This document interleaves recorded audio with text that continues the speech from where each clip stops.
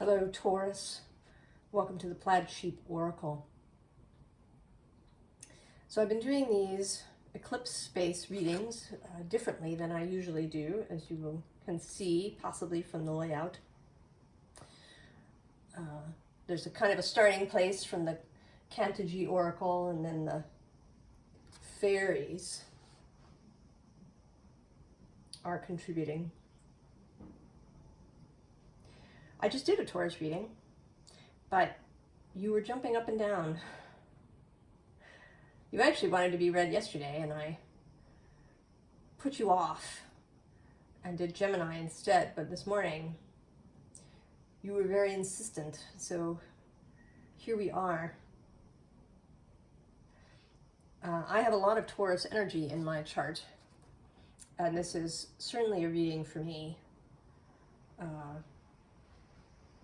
As I've been sitting here and contemplating it, and also reading some of the things in the books, I felt quite emotional and teary-eyed about it. And so maybe it will be very significant to those who come, and maybe it needs to come out now so that the people who come here hear it now. That there's some significance to that for you.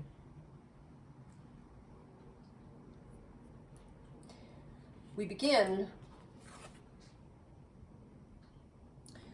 with this: your heart in sync with cricket song.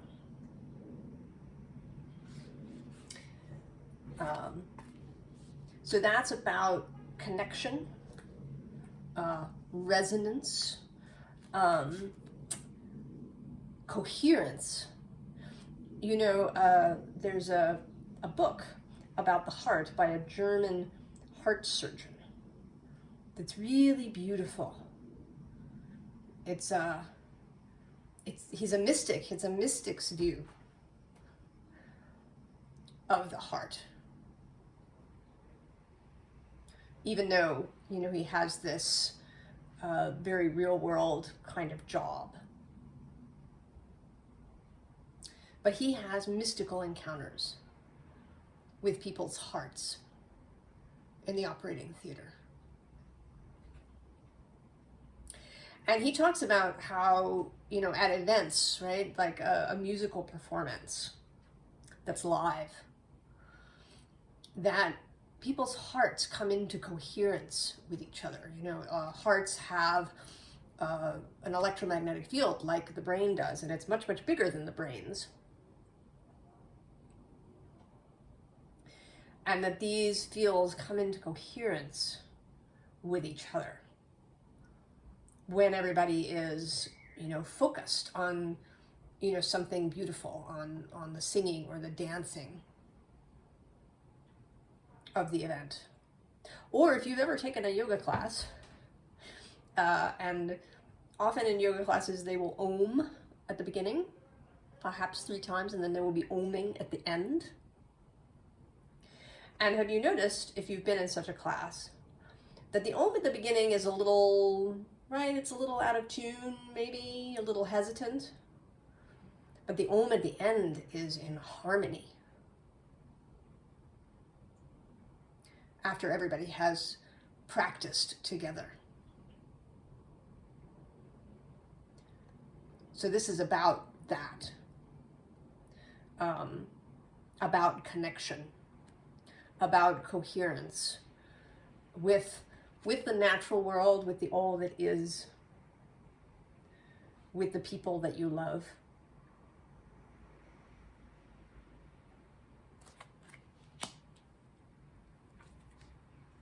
The underlying card is one of my favorites so far. It was one of the first to come out for me. It says, "Licking dew from green leaves." Awesome. And I'm going to read from the book about that. "It is morning. You have wandered all night through unknown lands, and you are parched. There are no streams, springs, or bodies of water in sight. but an infinity of tiny drops of precious liquid glisten on tender leaves of spring, illuminated like stars by the day's first rays of sunlight. Gradually, you quench your thirst as you deliciously lick twinkling drops of dew.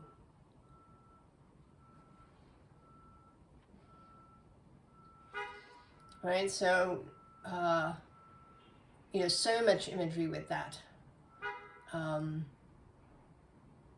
Dew has a lot of magical associations. It often appears in formulas for beauty, right? That you wash your face with the morning dew. And that fairies drink dew from the leaves.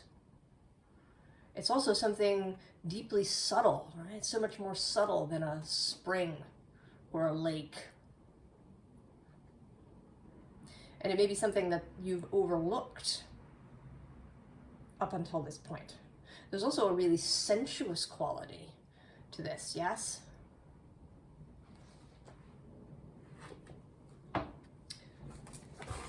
So all of these things, Taurus. Now the card underneath that's sort of a helper card for this, in this reading, says you are seen, and there's this eye in the tree. And when I saw it, this particular experience that I had just shot into my mind. And I think I've talked about it before, though maybe not for you, Taurus. I was working in an office and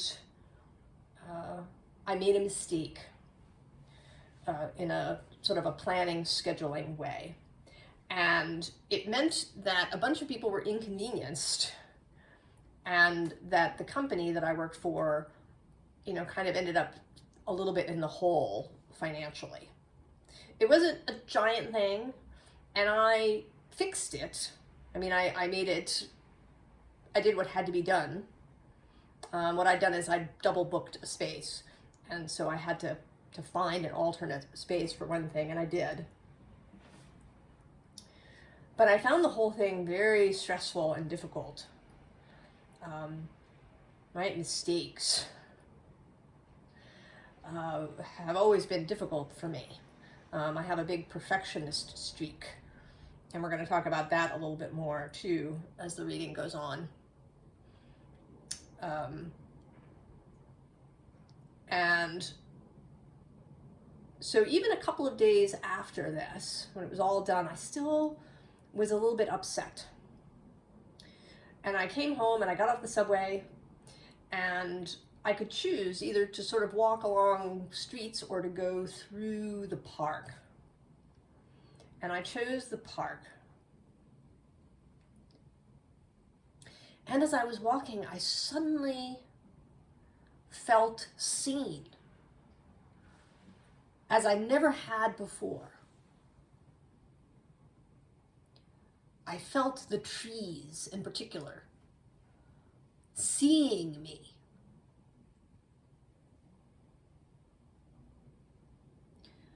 Really being aware of me. There's actually a second card underneath this that's the living mountain, and it also has eyes.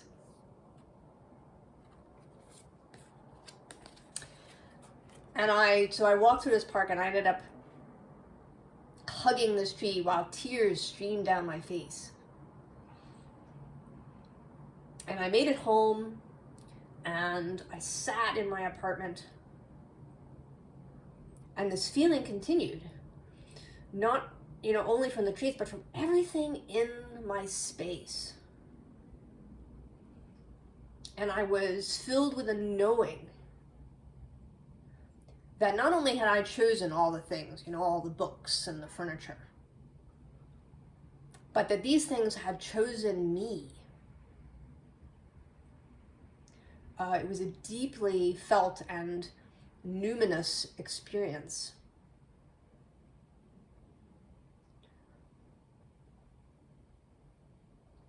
And, I have to remind myself, and I think maybe that is partly, right, that my aspect of the reading is to remember this experience, to you know, recall in my body what that felt like, so that I can know that it's still happening. And so there's a call for you, Taurus, to feel that, to understand this regard, this seeing. You are seen, you are known.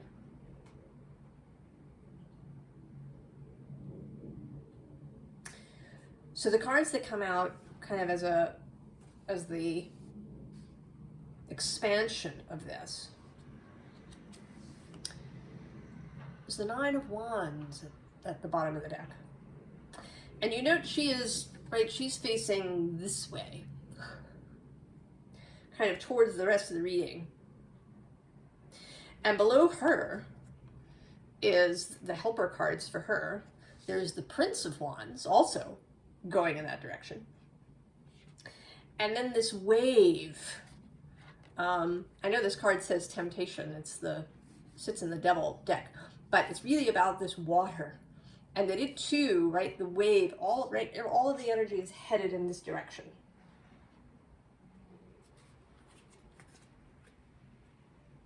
And then there are these three cards that I want to say you're being asked to leave behind. Firstly, the Five of Swords.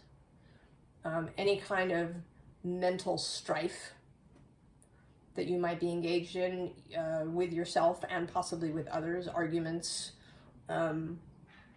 needing to be right.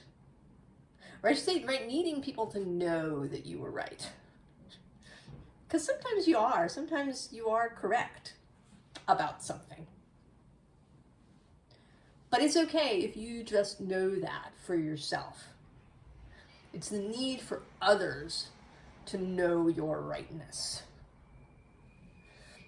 that can be, right, that can be the trap.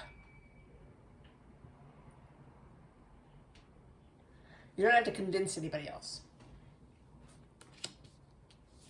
Seven of Wands, defensiveness. Battling, feeling like, you know, if it isn't a battle, then it's not worth it. I think that can be an earth sign thing. And sometimes a fire sign thing, actually. Right? That, you know, if it's not hard, if you didn't have to struggle, then, you know, maybe, you know, it somehow lowers the worth of the thing.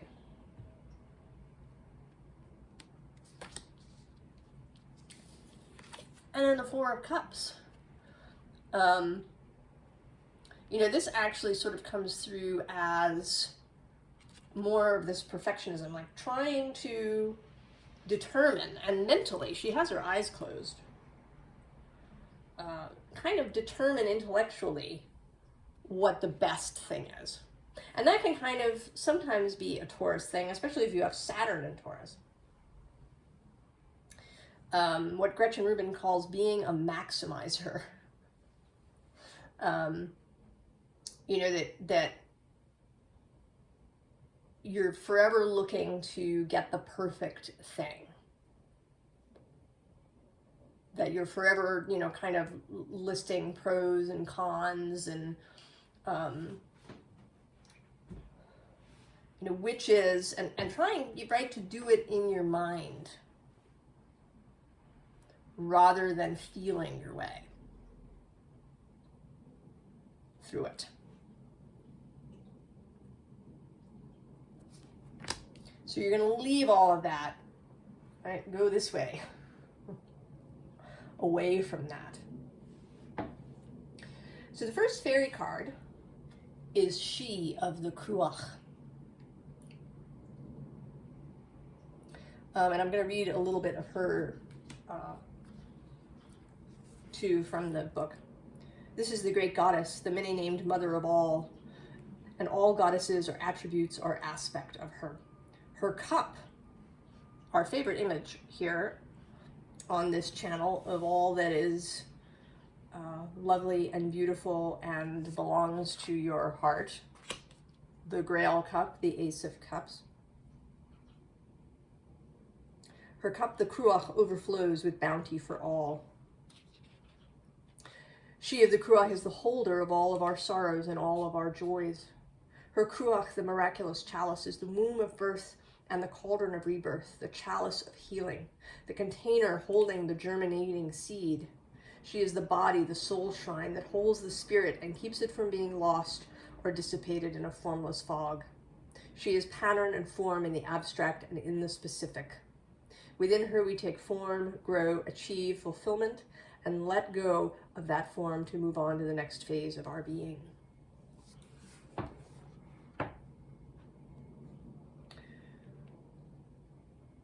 So she is part of what holds you. She is some of what I was feeling in that experience.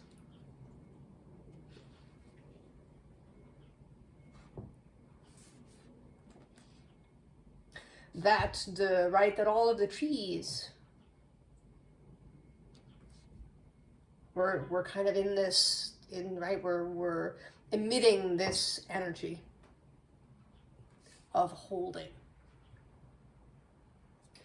Now below her is her helper energy, is the singer of initiation.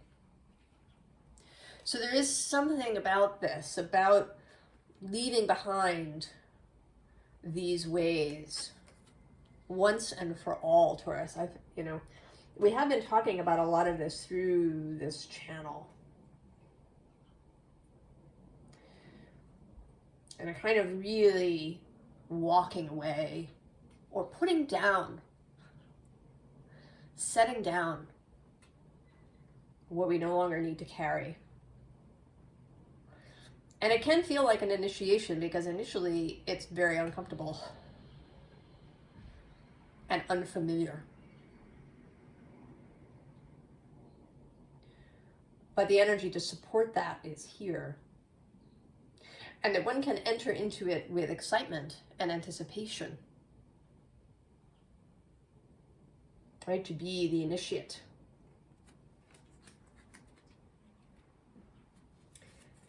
Communication. Obviously with all things.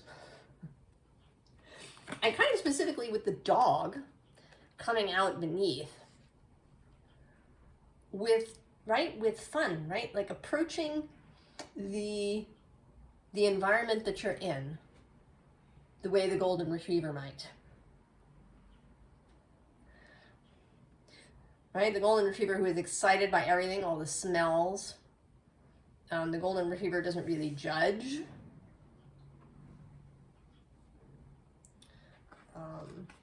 We do get the bee then. And the bee does have a bit of a judging aspect. How much nectar, which flowers to choose next. But it too is lighthearted. I don't think that, we think of bees as, they're workers. But I think the bees really enjoy their process. And that it's not about perfection. Actually, below that, we also have the Grail Knight. Devotion, right? Devotion to this cup. And then there's this Eight of Cups, which in this deck looks sort of very different than the usual Eight of Cups. And here it's coming through two ways, both as the traditional Eight of Cups of, leaving behind what isn't working. And in this case, again, leaving behind the perfectionism, right? The need to get this cup perfect, right? How long has this dude been standing here, making little tiny adjustments to this cup? And interestingly, the support for helper card for this is the Tower and Judgment. So, right, just break out. And there may be events coming, possibly, for some of us that are going to break us out.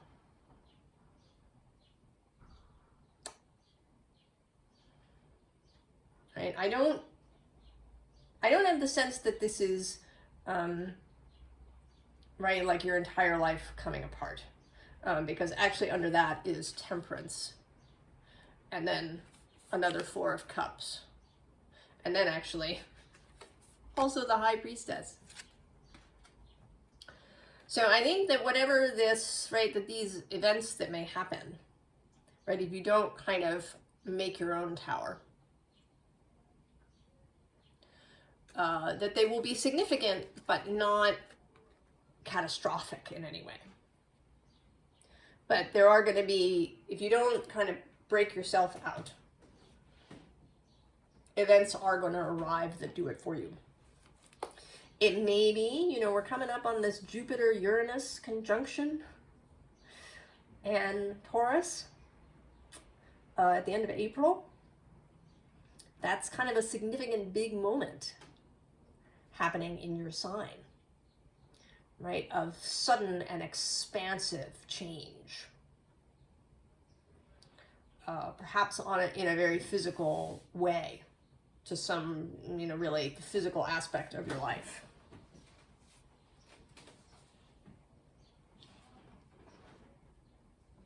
And where that's happening, in your personal chart, may have some significance as well. For me, it's going to happen in conjunct my Mars. So that's definitely a tower moment. Now, interestingly, now we have weight. And this again is perhaps where you've been. Waiting for something. Maybe waiting, right, for the perfect spiritual practice or the perfect program or the perfect workshop or the perfect something to show up. But the helper card for this is let it go. And if that were not enough, fall into my arms, surrender. So let it go says, release the past, forgive, soften, move forward. And fall into my arms says, surrender, holding the opposites, extremes of life.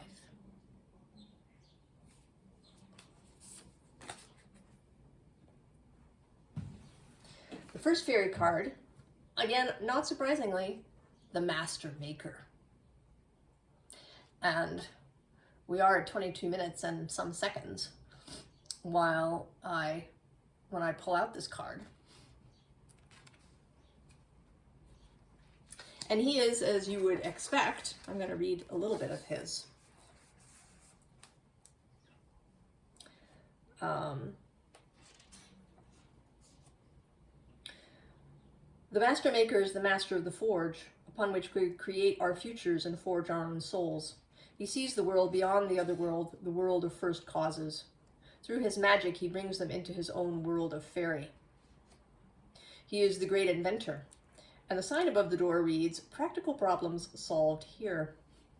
He sings as he works, and as in all fairy magic, his song does as much to shape the objects as do the blows of his hammer. Healing cups, magic swords, fairy jewels, crowns of stars, and other bespelled works of the finest craftsmanship pass through his forge and beneath his hammer. The master of fire, air, earth, and water, he adds the fairy element of moonlight to everything he creates. So including that energy in everything that you do. And I know it can be tricky. It can take practice to do that. I am personally in that practice, pulling myself back. I've actually been in the process of trying to figure something out over the last couple of days. And, my mind really gets involved in the details of it and in, going and using this algorithm to, try and figure things out. And, but then when I stop, I realize that I've gotten into this solving mode. And then what I want is to bring the mystery back into the thing. That I'm not required to solve everything intellectually. So then we have movement. Moving from our spot. Some people say, right, the Taurus is lazy, but really Taurus just has issues with inertia. When Taurus is still, Taurus wants to remain still, and when Taurus is moving, Taurus wants to remain moving. So, right, this is movement in the right way. The ability to change direction.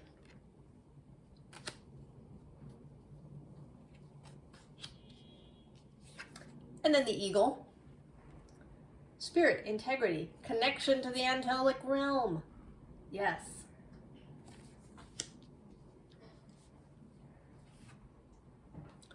So then we have the feline. And he's sort of the fairy of unfinished things. And he's coming out two ways. One, kind of in a don't do this way, of perfectionism, where you need to finish even things that no longer resonate with you, that are no longer in coherence with you. And maybe that you don't, maybe that aren't actually your responsibility. Right? Do you feel it necessary to finish other people's things when they don't? And then also, in a more critique way, that you do this work, that you don't slide back into previous ways of being, that you continue to practice more and more this new way of being, that you continue to walk away from these energies, that you do it consistently. Right? And that leads to the Ace of Pentacles. The new thing. The new energy that wants to sprout and open.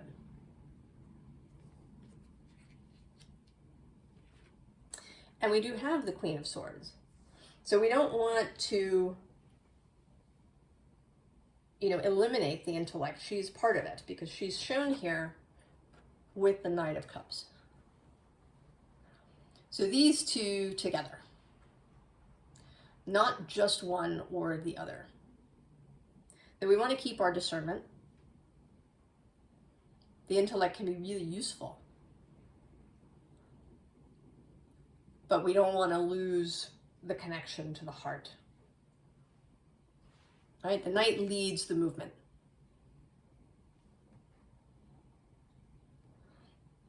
The Knight initiates the direction that we want to take. And the Queen is there just, she's there to take care of the details. To make sure that what it is that we want happens well. And, to discern what messages are for us. Perhaps to discern what energies are for us. If you're someone who easily picks up the energies of other people. And sometimes you may not know it. You may think it's yours. And it isn't really. All right, stuff comes in. So discernment around that.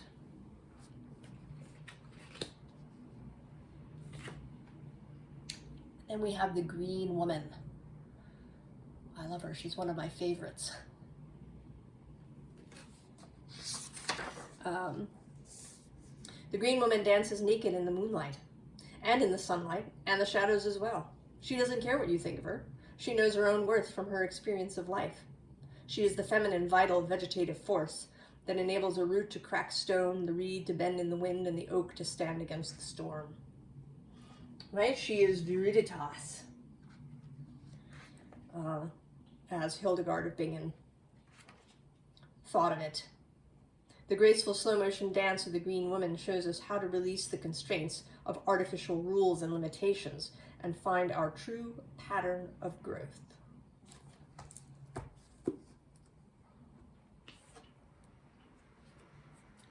Thank you. Gratitude, appreciating. So an energy of appreciation.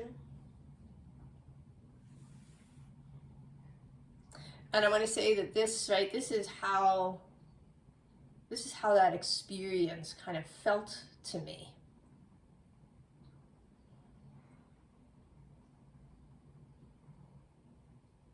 I was filled with gratitude and appreciation.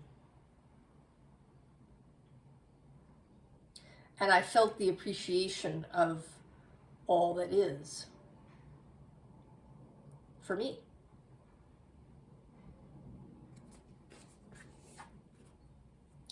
Then we have Atlantis. It says, keep the big vision, stay in alignment as you grow. And I also want to say, you know, with Atlantis, you know what you know.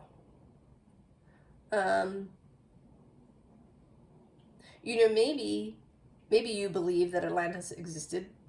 Maybe you don't. You know what you know. Or maybe you believe it existed, but in perhaps a different way. That some of the Atlantis story is, you know, allegory or, you know, metaphor. That you have, right? You have your knowing. And not just about Atlantis, but about things, you know, closer to home. You know, what foods do you eat? And how do you eat them? It may not fit, right, on anybody's, you know, proper way. You know, your diet should consist of this, or you should eat 3 times a day, or you should eat 5 times a day. Right? There's so many methods and prescriptions and things for that which we do in our daily life. I was actually, right, as part of this figuring out process, I was trying to discover how the idea of recommended daily allowances came into being.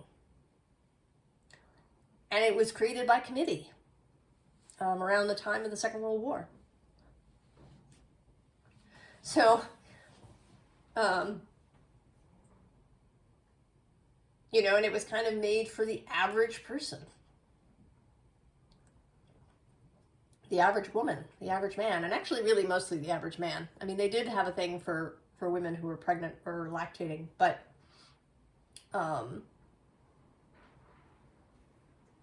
you know, is that right for you? I don't know. Know what you know about that. You know, maybe you really like eating just twice a day, and that works really well for you. And you feel really good. So do that.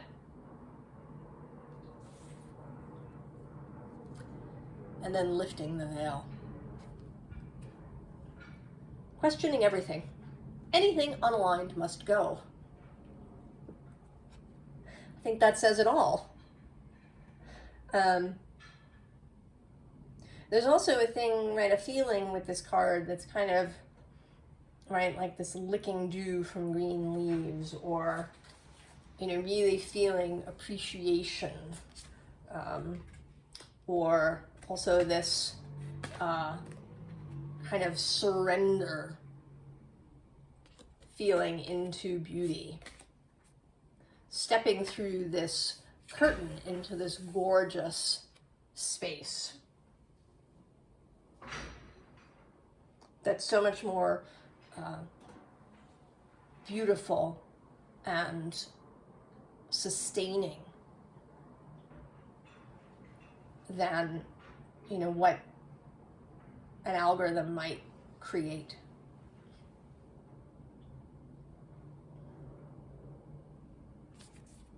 Taurus. So I've been pulling some final cards live, and let's see what wants to come through today. Oh, it's a different deck, the Wildwood Tarot. That doesn't surprise me at all. Let's see for Taurus. The last message.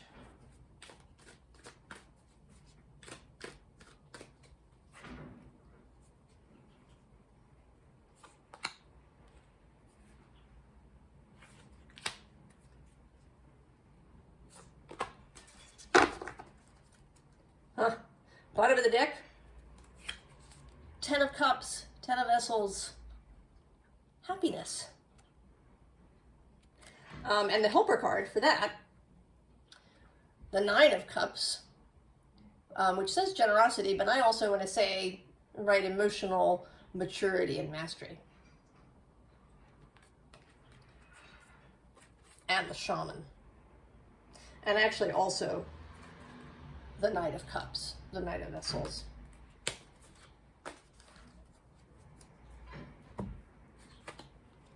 Oh. So 7 of Bows, clearance. Clear stuff out. It's the 7 of Wands. Now this says 7 of Vessels, mourning. I want to say that this is also a kind of a, right, all 3 of these cards, because then we get the 8 of Vessels, rebirth. So, right, these two in combination, I mean, actually all 3 in combination, right, are leaving stuff behind, right? There may be some mourning, grieving the familiar misery, as I've heard it called. That can happen. That we feel lost for something that is no longer in coherence with us, and we know we need to leave it, but we still feel, right, a bit of that loss. And you can let yourself grieve that. You don't have to shut that down and tell yourself that you shouldn't feel some grief about that. Let yourself feel that. And then you can enter into the rebirth.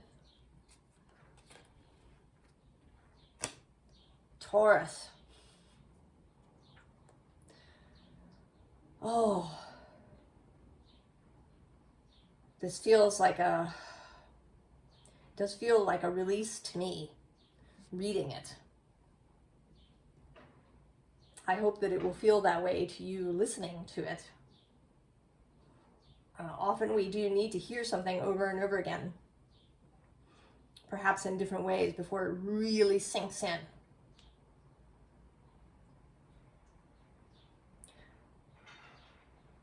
I hope that you find this possibility in this eclipse space.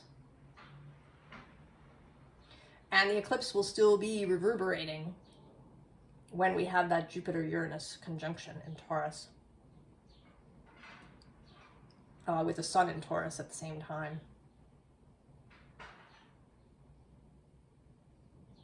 So there's real possibility, right? Possibility for this Tower Judgment combination to free us all. I wish you the very, very best, Taurus, and I will see you next time. So long.